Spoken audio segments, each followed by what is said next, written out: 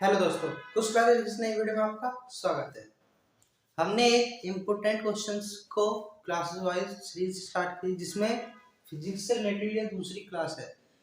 पहली क्लास में हमने क्लास 12 की फर्स्ट बुक के इम्पोर्टेंट टॉपिक और क्वेश्चंस को लिया था जो बोर्ड एग्जाम्स के लिए इम्पोर्टेंट है।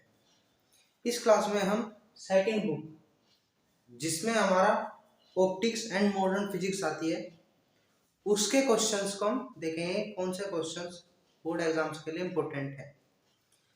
तो चलिए वीडियो को स्टार्ट करते हैं। क्लास 12 की बुक सेकंड, इसमें हमारी पहली यूनिट आती है ऑप्टिक्स प्रकाश की, जिसमें हमारे चैप्टर्स हैं प्रकाश का परावर्तन, रिफ्लेक्शन, रिफ्रैक्शन, लेंस हो गया, प्रिज्म हो गया, ये सब हमारे इसमें चैप्टर हैं इस यूनिट में सारे। अब इस यूनिट के हम क्वेश्चन देखते हैं, देखो कि कौन कौन से क्वेश्चन किस तरह आ सकते हैं। सबसे पहला आता है हमारा इसमें टॉपिक रिफ्लेक्शन ऑफ लाइट, यानी कि प्रकाश का परावर्तन। अब ये क्वेश्चन आपको शॉर्ट और वेरी शॉर्ट में देखने को मिलेगा, शॉर्ट या वेरी शॉर्ट में देखने को मिलेगा। पूछ सकता है प्रकाश का परावर्तन क्या होता है या रिफ्लेक्शन ऑफ लाइट क्या होता है, और इसके कुछ रूल होते हैं, नियम, 3 नियम है, 2 नियम है इसके, वो आपको करने के भी इसके साथ ही ये आएगा। हमारा रिफ्लेक्शन ऑफ लाइट और उसके नियम दोनों इकट्ठे आते हैं क्वेश्चंस में बनकर। तो ये आप तैयार कीजिए, छोटा क्वेश्चन है जो कि इंपॉर्टेंट क्वेश्चन है।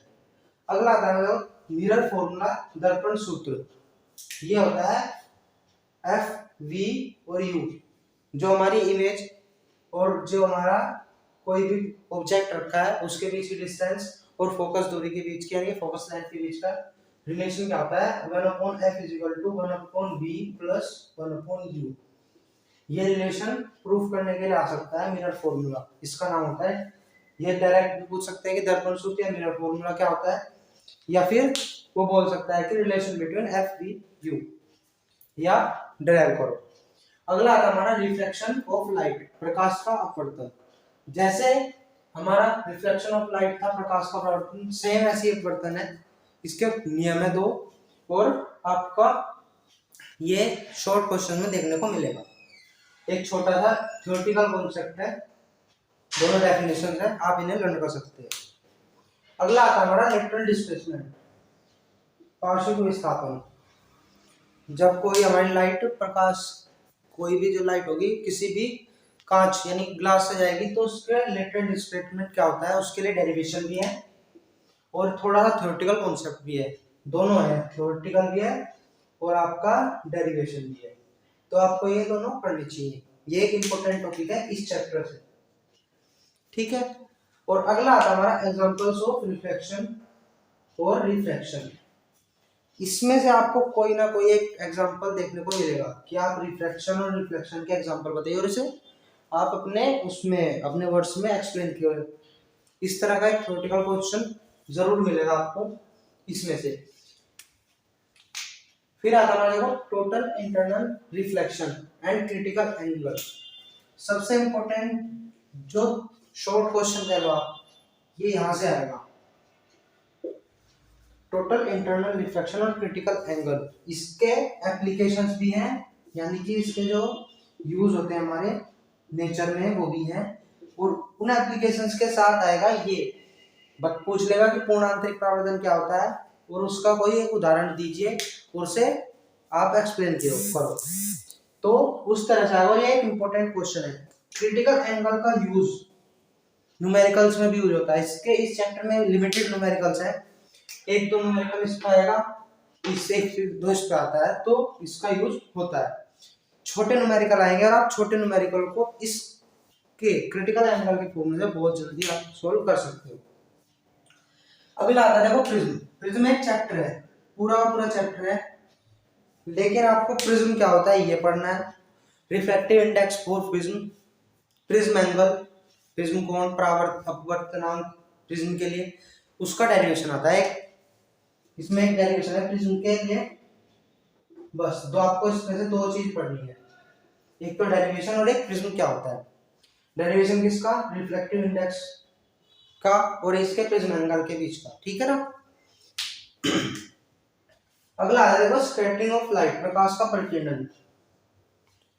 थ्योरेटिकल कॉन्सेप्ट है, छोटा सा, इसे पढ़िए आप और इसके एप्लीकेशन भी जरूर पढ़ना। या तो इंटरनल रिफ्लेक्शन मिलता है आपको या फिर स्कैटरिंग ऑफ लाइट मिलता है, इनमें से कोई एक टॉपिक आपको मिलेगा एग्जाम में और इनकी एप्लीकेशंस के साथ।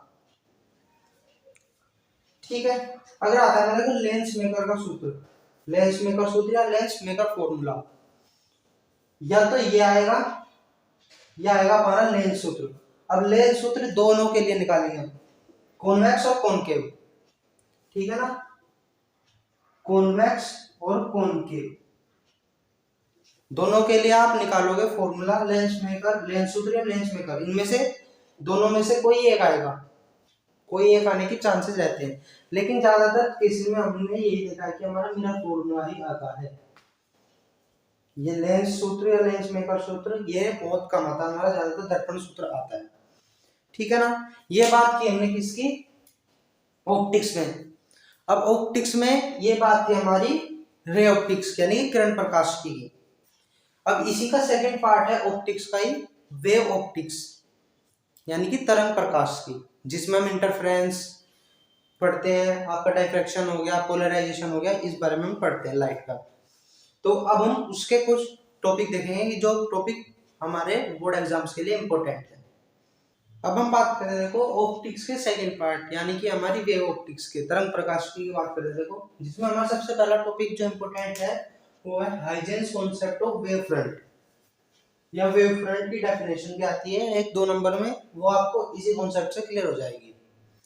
हाइजेंस ने जो कॉन्सेप्ट दिया था वेव फ्रंट के लिए, सेकेंडरी वेव फ्रंट के लिए यानी कि तरंगार्ग के लिए, ठीक है ना, वो आपको करना है। तो उसके बाद आता हमारा प्रिंसिपल ऑफ सुपरपोजिशन, जब एक दो वेव एक या दो से ज्यादा वेव एक दूसरे के ऊपर सुपर इम्पोज होती है तो उनमें क्या होता है ये बताता है हमारा सुपरपोजिशन प्रिंसिपल, ठीक है ना।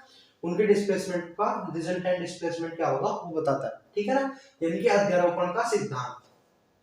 ये आपको एक स्मॉल वेरी शॉर्ट क्वेश्चन में आपको देखने को मिल जाएगा। अगला टॉपिक आता है हमारा इंटरफेरेंस, जो आपको वेरी शॉर्ट या लॉन्ग में मिलेगा। कैसे, पहले तो पूछ लेगा आपको इंटरफेरेंस की डेफिनेशन कि इंटरफेरेंस क्या होता है, फिर आएगा कि जब दो लाइट वेव एक दूसरे के इंटरफेरेंस करती हैं, इंटरफेरेंस ऑफ टू वेव, तो रिजल्टेंट इंटेंसिटी का क्या फॉर्मूला होता है, उसके लिए डेरिवेशन है परिणामी तीव्रता। दो तरंगों के व्यतिकरण में प्रमाणित परिणामी तीव्रता क्या होती है, उसके लिए हमारा डेरिवेशन आता है। तो ये दोनों क्वेश्चन इकट्ठे भी आ सकते हैं और सेपरेट भी आ सकते हैं, ठीक है ना। अगला क्वेश्चन होता है यंग्स एक्सपेरिमेंट। ये आपको पूरा एक्सपेरिमेंट करना है कि इसका कंस्ट्रक्शन क्या था, इसका आपका प्रिंसिपल क्या था, इसके डेरिवेशन में आपके फ्रिंज विड्थ क्या निकलती है, ठीक है ना, मैक्सिमा मिनिमा। वहां से आपको शॉर्ट क्वेश्चन भी मिलते हैं, लॉन्ग भी मिल सकते हैं कि आपको पूरा एक्सपेरिमेंट एक्सप्लेन करो, या फिर कुछ छोटी पर्टिकुलर चीज दे देगा कि आप इसे करो, लेकिन यंग एक्सपेरिमेंट से कुछ ना कुछ आपको आएगा, नहीं तो इससे एक न्यूमेरिकल उठता है, आपको फ्रिंज विड्थ निकालने को दे देगा तो वहां से आपको न्यूमेरिकल देखने को मिल जाएगा। एक आएगा ये Fresnel and Fraunhofer diffraction difference, इनमें डिफरेंस आता है बहुत कि फ्रेशनल और फ्राउनहोफर डिफ्रैक्शन में क्या डिफरेंस था, और शॉर्ट क्वेश्चन में ये वो आ जाएगा कि सबसे बड़ा डिफ्रैक्शन इनमें डिफरेंस क्या था, ठीक है ना। फ्रेशनल में हम जो अपनी स्क्रीन लेते थे और स्लिट लेते थे उनके बीच की डिस्टेंस क्या होती थी, फाइनाइट होती थी, जबकि फ्राउनहोफर ने जो डायफ्रैक्शन दिखाया उसमें क्या होती थी, इनफाइनाइट, ठीक है ना। ये इनका सबसे बड़ा वो था डिफरेंस।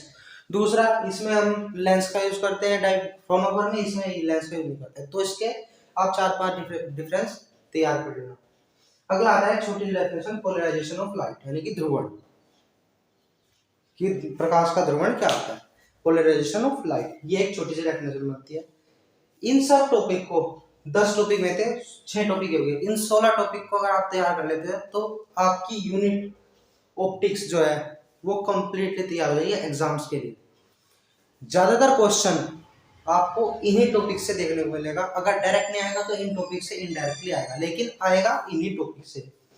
तो आप इन्हें इस ऑप्टिक्स के लिए इन टॉपिक को आप जरूर तैयार करें।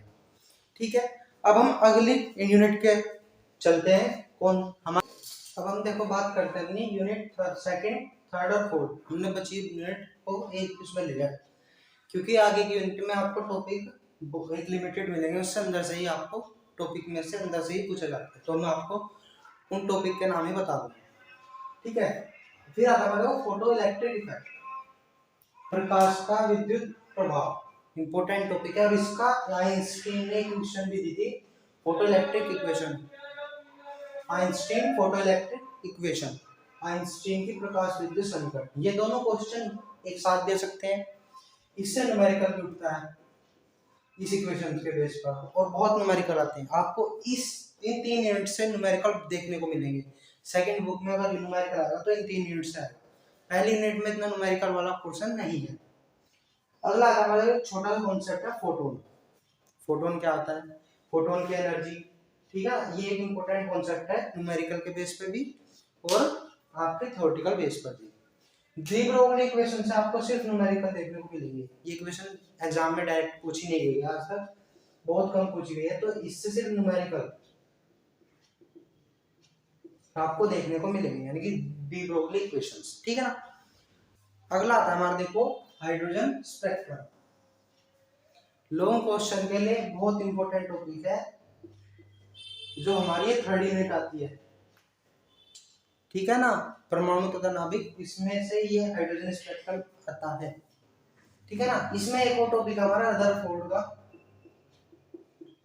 कि उसका क्या एक्सपेरिमेंट था, उसने नाभिक की खोज कैसे की, तो वो आप थ्योरेटिकल में एक बार पढ़ सकते हो, तो उससे आप खुद लिख सकते हैं। लेकिन हाइड्रोजन स्पेक्ट्रम आपको तैयार करना है, क्योंकि इस पर न्यूमेरिकल भी आएंगे और ये इंपॉर्टेंट टॉपिक है आगे के लिए, आगे चलकर भी बहुत यूजफुल रहेगा आपके लिए। ठीक है ना। उसके बाद आता है न्यूक्लियर फ्यूजन, यानी कि नाभिक विखंडन, कैसे हमारा नाभिक टूटता है। कि थ्योरेटिकल टॉपिक है, जिससे आपको छोटे छोटे क्वेश्चन देखने को मिल सकते हैं और डायरेक्ट भी आपको एक बड़ा क्वेश्चन देखने को मिल सकता है, तो आप इसे जरूर तैयार करें। ठीक है। अब हम अपनी लास्ट यूनिट पे जाते हैं देखो, जिसमें हमारा मॉडर्न ऑप्टिक्स है, या हमारे जो डिवाइसेस है सेमीकंडक्टर, कंडक्टर, उसके बारे में पढ़ते हैं। सबसे पहला टॉपिक आता है देखो सेमीकंडक्टर क्या होता है। अर्धचालक दो तरह के होते हैं, हमें पता है, इंट्रिंसिक और एक्सट्रिंसिक, जिसमें पी टाइप एन टाइप। आपको ये सारी चीजें करनी है अर्धचालक में, क्योंकि इससे हमेशा क्वेश्चन पूछे जाते हैं सेमीकंडक्टर से रिलेटेड। ठीक है ना, और अर्धचालक से रिलेटेड। ठीक है ना, बाह्य और आंतरिक अर्धचालक हो गया हमारा। ठीक है ना, एन टाइप पी टाइप, ये आपको जरूर करनी है। क्लियर। फिर डायोड आता है। डायोड क्या है, वो डायोड में PN diode, PN junction diode, वो आपको तैयार करना है। ठीक है। अगला आता है इस डायोड को हम रेक्टिफायर में कैसे यूज करते हैं, रेक्टिफायर कैसे बनता है डायोड से, डिस्चार्ज। ये आएगा रेक्टिफायर, हाफ वेव रेक्टिफायर आता है ज्यादातर। ठीक है ना, आपको हाफ वेव रेक्टिफायर देखने को मिलेगा। जेनर डायोड एक छोटा सा कॉन्सेप्ट है, जेनर डायोड क्या होता है, उसके बारे में आप जरूर पढ़ें, क्योंकि डायोड से ज्यादा जेनर डायोड पूछा गया है, कि जेनर डायोड क्या होता है, एप्लीकेशन इसके, और ये किस तरह डिफरेंट है। ठीक है ना। और ट्रांजिस्टर में आपको देखने को मिलेगा पीएनपी ट्रांजिस्टर। हो सके तो इसके आप common base, common collector, common emitter तीनों करें, पर आपको डायरेक्ट भी पीएनपी ट्रांजिस्टर पता होना चाहिए कि क्या होता है और इसका यूज कैसे किया जाता है। ठीक है, ये हमारे टॉपिक थे बची हुई यूनिट के। तो हमने 2 वीडियो में अपनी क्लास 12 की फिजिक्स के सभी इंपॉर्टेंट टॉपिक तैयार कर लिए हैं।